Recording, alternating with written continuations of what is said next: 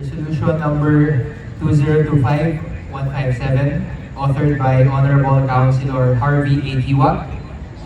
A resolution expressing sorrow over the death of Benefredo Benny L. Ginto, recipient of the Outstanding Fernandino Award in the field of media in 2022, and conveying deepest condolences to his bereaved family.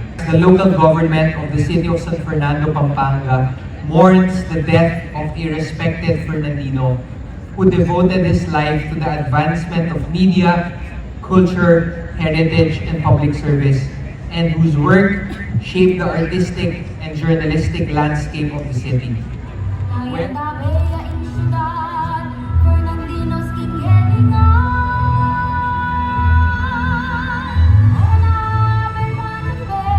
Ako'y napag-andaban ni pamilya na pong Tito Benny yung pong resolution ni Batin City Government of San Fernando.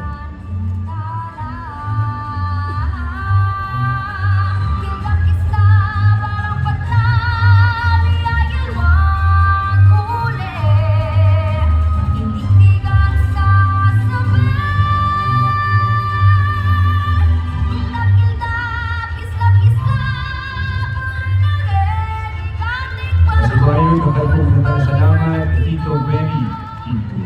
Emi kalinguan ikihang kontribusyon at ambag king kultura at kasaysayan ning Sudad San Fernando.